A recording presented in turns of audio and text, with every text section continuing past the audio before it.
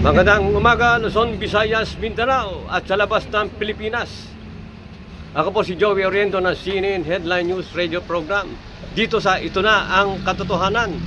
At nandito po si Madam Lydia Esguerra, solo signatory, at si Overall Chairman Rizal de Galicia, ang takapagsilita ng Ito Na Ang Katotohanan. Okay, detalye. Overall Chairman Rizal de Galicia. Okay, hallelujah.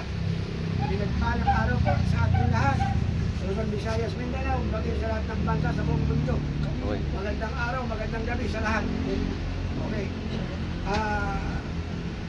Meron lamang po tayong gustong linawin, klaruhin, tungkol po sa pagiging sole signatory ni Mother Account, Supreme Owner na Mother Title o CT-T-1 ni Madam Lydia Esguerra.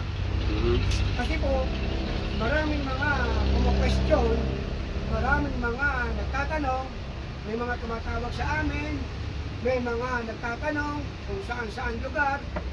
Gusto ko pong linawin sa inyo ang tungkol sa dokumento ni Madam Lydia Esguerra. Dokumento po pinag-uusapan natin at saka physical na bagay. Ang pinag-uusapan po natin tungkol kay Madam Lydia Esguerra. Sino po ba talaga si Madam Lydia Esguerra? Ano ba ang pagkatao ni Madam Lydia Esguerra? Si Madam Lydia Esguerra ba ay legit? Hindi ba talaga? Ang dokumento ba ni Madam Lydia Esguerra ay tunay? Yan po yung ating lilinawin. Yan po ang ating kaklaruhin sa lahat ng mga viewers, manonood ng CNN Headline News Radio Program sa buong mundo. Hindi lamang po buong Pilipinas ang pinag-uusapan natin, hindi lamang Luzon, Visayas, Mindanao, kundi maging sa lahat ng bansa sa buong mundo. Yan po yung ating pinag-uusapan. Kasi si Madam Lydia Esguerra po, ang dokumento ni Madam Lydia Esguerra ay hindi lamang po pang Luzon, Visayas, Mindanao. Hindi lamang po buong Pilipinas, bagkos maging sa lahat ng bansa sa buong mundo nasasakupan ng dokumento ni Madam Lydia Esguerra. Ano po ba yung dokumento ni Madam Lydia Esguerra? Ang una po nating pag-uusapan ay ang tungkol sa pagiging sole signatory ng Global Money Mother Account ni Madam Lydia Esguerra. Diyan po muna tayo dadako. Maya-maya naman po tungkol po sa pagiging Supreme Owner ng Mother Title o CT-T-1 dashboard. Mamaya po natin katalakayin yan. Unahin po muna natin ang pagiging sole signatory ng Global Money Mother Account ni Madam Lydia Esguerra. Para po sa ating kaalaman, ito po ay nasabi ko na sa mga previous video ni Sir Joey Oriento ng CNN Headline News Radio Program. Nasabi ko na po ito dati. Ito po ay uulitin lang po natin para po sa mga hindi nakapanood ng video na nauna. Ang dokumento po ni Madam Lydia Esguerra na ating pinag-uusapan, yung pong tinatawag natin Book of Redemption, doon po sa Book of Redemption na sinasabi natin, doon po sa tinatawag na butterfly, nakasulat po doon sa dokumento ni Madam Lydia Esguerra. Wala pong ibang pangalan nakasulat doon. Ang nakalagay doon sa dokumento ni Madam Lydia, Lydia Esguerra. Tandaan po natin, sa dokumento ni Madam Lydia Esguerra, ang nakasulat, Lydia Esguerra. Ang dokumento po ni Madam Lydia na sinasabi ko, yan po ay dati nasa Bangko Sentral ng Pilipinas. Tandaan po natin, nasaan ang dokumento ni Madam Lydia Esguerra? Nasa Bangko Sentral ng Pilipinas.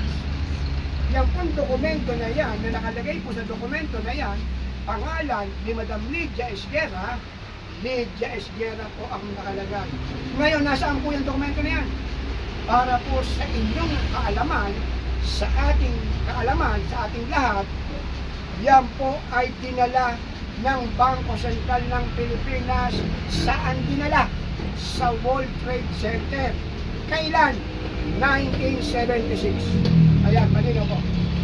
1976, dinala ng Bangko Sentral ng Pilipinas ang dokumento ni Madam Lydia Esguerra sa World Trade Center 1976. Dokumentado po yan. Nasa dokumento yan. Nasa dokumento ni Madam Lydia yan.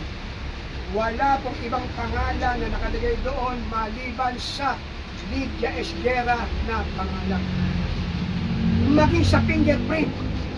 Fingerprint po ni Madam Lydia ang nakalagay sa dokumento ni Madam Lydia. Hindi po pwede ibang fingerprint ang nakalagay dyan. Fingerprint ni Madam Lydia, pangalan ni Madam Lydia ang nakalagay sa dokumento. Yan po'y paglilinaw lamang sa mga hindi makamove on, hindi matanggap na ang dokumento ni Madam Lydia Esguerra ay legit, genuine. Kasi po dito po sa YouTube, dito po sa video ni Sir Joey, hindi ko po pwede ipakita. Tama. Hindi ko po pwede ipakita, pero may dokumento si Madam Lydia. Kaya nga po, ang tagal na natin nagpapaliwanag sa YouTube, hindi tayo hinuhuli ng kahit sino. Dahil legit, genuine ang dokumento ni Madam Lydia. Saan napunta ang dokumento ni Madam Lydia? Idinala ng Bangko Sentral ng Pilipinas sa World Trade Center ang dokumento ni Madam Lydia Esguerra. Ano man dokumento yun? Yung po yung pagiging sole signatory ng Global Money Mother Account ni Madam Lydia Esguerra. Kaya nga po, nalaman ng mga world leaders na ang sole signatory ng Global Money Mother Account walang iba kundi Pilipina. Pilipina po ang sole signatory ng Global Money Mother Account. Hindi po foreigner, hindi po taga-ibang bansa. Pilipina, nasa Pilipinas. Ang sole signatory ng Global Money Mother Account. Sino ba yan? Madam Lydia Esguerra. Katunayan po ito, katabi ko yung kinukwento ko. Ayan, Madam Lydia Esguerra. Hallelujah! Okay. Itutuloy po natin yung tungkol sa pagiging legit, genuine na dokumento ni Madam Lydia Esguerra.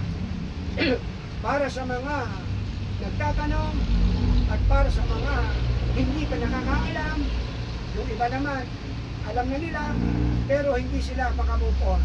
Hindi nila matanggap. Kasi Madam Lydia, ang dokumento ni Madam Lydia, legit. Hindi nila matanggap yan.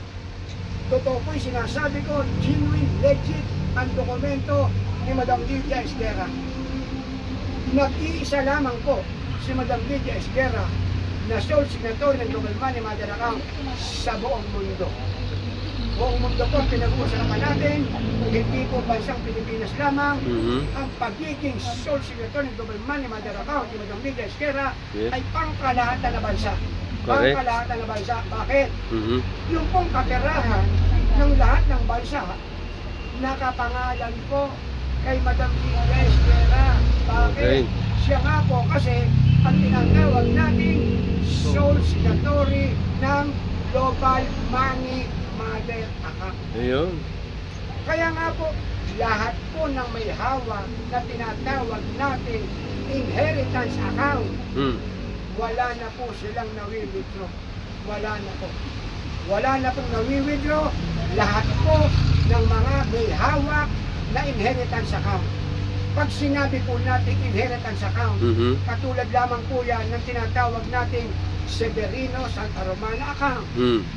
Yung tinatawag nating heritage account. Ayan. Marami po yung mga account na yan. Hindi ko na po babanggitin ng mga pangalan ng mga tao na hindi maka-withdraw. Ayun. Lahat po sila may tinatawag nating inheritance account na hawak-hawak. $1 trillion ang mga nakalagay dyan. Hindi lamang po trillion, quadrillion ang nakalagay po dyan. Pero ang tanong, nawi-withdraw ba nila? Hindi po nila ma-withdraw. Bakit? Nalipat na nga po lahat ng mga yan sa mother account. Back to mother account. Ang lahat ng laman ng mga account na inheritance account. Yan po yan. Yung iba po nagtatanong, hindi nila maintindihan ano ba yung inheritance account na sinasabi na yan. At tulad nga po, kasi ito, kaklaruhin ko lang po, kasi iba hindi naiintindihan ano ba yung inheritance account. Kaklaruhin ko po. Yan po yung katulad po ng mga sinasabi ng Marcos Wealth. Yan po, Marcos account. Yan po yung sinasabi natin account yung mga Marcoses na mga account na trillion US dollar na ang dokumento nila isang tambak. Pero simula po nahawakan nila ang kanilang mga dokumento, wala po silang na-withdraw. Wala. Kasi nga po, yung inheritance account na yan, hindi ko po sinasabi personal account. Magkaiba po yan. Ang sinasabi ko po, inheritance account. Yan na nga po yung mga panahon ni President Ferdinand Marcos Sr., yung mga dokumento, yung mga account na yan, yan na po yun, yung mga George Bush account, Queen Elizabeth account, FMCA account, yan po yung sinasabi natin na spiritual account. Yan po yung tinatawag natin spiritual account, yung mga account na yan na hindi na-withdraw. Bakit? Ang tanong, bakit hindi na-withdraw nila? Bakit hindi na-withdraw? Sinubukan na ng family Marcoses. Ang buong family Marcoses nag-try na mag-withdraw. Okay. Hanggang ngayon po, nag-try. Pero wala pong na-withdraw. Bakit po? Spiritual account nga po eh. Ang dokumento mo, legit. Pero ang laman yan, walang laman. Bakit walang laman? Sabi ko nga po, na-transfer na. Binawi na ng Diyos. Binawi na ng Diyos sa dakila, Diyos sa balangkay ng Jesus. Ang lahat ng laman ng mga account, inilipat na ng Diyos sa mother account. Kaya nga po may tinatawag tayo na mother account. May tinatawag tayong mother account. Kaya inilipat. Diyan na po inilipat. Ba't inilipat?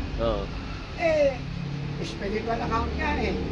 Ibig sabihin, ang Diyos lamang po nakakaalam. Bakit? Inalis niya yung mga laman. Diyos lamang po nakakaalam yan. Okay. O ano malay natin, baka hindi ka karapat-dapat. Walang karapat-dapat kahit baka isa. Ang ibig kasi walang naka-withdraw. Ang ibig sabihin, doon sa mga may account na yan, lahat na yan, baging mga foreigner, may mga account na siya, Joey. Yung mga foreigner, meron din silang inheritance account eh. Pero mga foreigner sila, hindi rin sila naka-withdraw. Walang naka-withdraw kahit isa. Ang ibig sabihin, baka sarilinin. Kaya nga, hindi karapat-dapat. Kaya nga, walang naka-withdraw kahit isa. Walang masino man tao na mayroon siyang inheritance account, nasasabi na naka-withdraw siya, napakalaki pong kasinungalingan yan. Wala pong naka-withdraw, wala. Ito na nga si Madam Lydia, ngayon pa lang susubukan at sinusubukan. Pero, yan ay makaka-withdraw. Bakit? Siya nga yung tinatawag natin sole signatory, global money, mother account. Pag si Madam Lydia may laman. Pag si Madam Lydia nag-withdraw, may laman. Pag si Madam Lydia nag-withdraw, may makikita ang physical. Pero sila, pag binerify nila sa system, sa computer, yung kanilang account, kahit ano account niya, kahit trillion US dollar pa yan, pag binerify nila sa system, sa Joey, walang makikita. Ano lalabas? 000 balance. So ang hawak lang nila po puro papel. Puro papel. Puro dokumento. Walang laman. Puro dokumento, puro papel, pero walang laman. Okay. Kasi back to mother account. Ang lahat ng laman ng mga account na tinatawag natin inheritance account. Kaya malinaw. Malinaw ha. Napakinggan niyo po mga kababayan ha. Ibig sabihin po, malinaw po sa sabaw ng pusit. Ang pagiging sole signatory global money mother account ni Madam Lydia Esguerra, ang dokumento po ni Madam Lydia Esguerra ay legit. Legit po. Bakit legit? Kung hindi legit yan, matagal nang hinuli si Madam Lydia. Sasabihin, nagpapanggap. Hindi nila pwedeng hulihin. Bakit? Sa buong mundo, Sir Joey, buong mundo, ano pa ang isang pagkakakilanlan? Ano pang isang katangian ni Madam Lydia Esguerra na siya talaga ang sole signatory ng global money mother account? Ano pa? Bukod sa dokumento na dinala ng Bangko Sentral ng Pilipinas sa World Trade Center 1976. Ano pa? Bukod doon. Ano pang katibayan? Ito, Sir Joey. Ayun. Yung tinatawag natin physical. Ayan. Ito, physical, Sir Joey. Napakagaan. Grabe. Ayan, Sir Joey. Ayan. Ayan na magiging basihan. Itong basihan, Sir Joey. Itong hawak-hawak ko na to ay 22 carats na gold bar. Sa buong mundo, Sir Joey, si Madam Lydia na lang, itong hawak-hawak ko na to, ang natatangi na 22 carats na gold bar sa buong mundo. Ito na lang, Sir Joey. Bawat siya, ilang kilo yan? Bawat isa? Sir Joey, siguro, pwede 4 kilo, yung 4 kilo. Ang bawat isa? Mabigat din, kulang 8 kilo. Ibig sabihin, Sir Joey, ito yung katangian ni Madam Lydia na wala sila. Tama. Itong gold bar na 22 carats na to, wala sila. Wala. Wala sila. Madam Lydia Esguerra lang ang mayroong gold bar na 22 carats sa buong mundo. Ayun. Ayan. Attention, World Bank. Ayun, Ayan, no? Binabanggit na natin, no? Okay. O, ito, hari na ba, mapanood tayo ng mga babanggitin ko. Yes. Attention, World Bank. Oo. Attention, IMF. Yeah. Attention, Pentagon. Oo. Attention, United Nations. Mm. Attention, US Treasury. Okay. Attention, US Federal. Yes. Kayo po ay walang gold bar na 22 carats. Ayun. Wala. Kahit saan sila pumunta. Sa Joey. Oo. At maging lahat ng central bank Oo. ng bawat bansa sa buong mundo, lalahatin ko na buong mundo, Okay. bawat bansa ay may kanya-kanyang central bank. Yun. Nilalahat ko na buong mundo. Mhm. May sariling bangko sentral, may sariling mga bangko sentral. Oo. Wala na po silang gold bar na 22 carats. Wala. Ayan. Ang mga gold bar po ng mga bawat bansa sa buong mundo, Mm. central bank ng bawat bansa sa buong mundo, Oo. puro 14 carats, puro 18 carats. Yun. Pero 22 carats, saka tulad dito, ayan o, nakikita po natin, Ayan. wala po sila nito, wala. Oh, Mm. kaya paano yung sasabihin na si Madam Lydia ay peke? Ayun. Ito po nagpapatotoo. Bukod sa dokumento, may dokumento si Madam Lydia, idinala ng Bangko Sentral ng Pilipinas sa World Trade Center. Mm. Bukod sa dokumento, may physical. Ito po, Gold bar. ito po yung pambukas ng tinatawag natin ng kaperahan. Ito po yung susi ng kaperahan. Oo. Madam Lydia Esguerra lamang po ang mayroon. Ito po ngayon sa Joey, kasi high-tech tayo ngayon, Yes. buong mundo, Mm. isa-satellite nila. Pwede.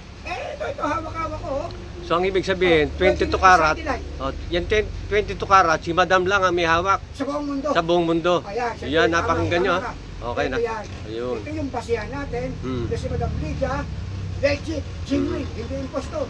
Tunay si Tama. Madam Lydia. Ang dokumento ni Madam Lydia Esguerra, legit. Walang sino man ang pwedeng kumwestiyon. Walang sino man ang pwedeng kumwestiyon sa dokumento ni Madam Lydia Esguerra.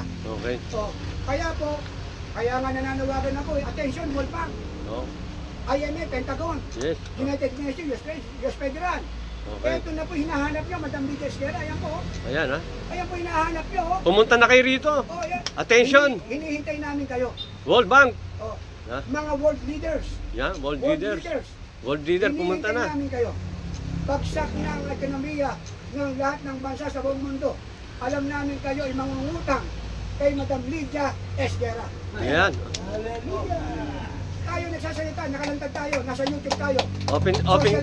Open credit kay Madam Lydia. Ito po, ito. Ayan, oh.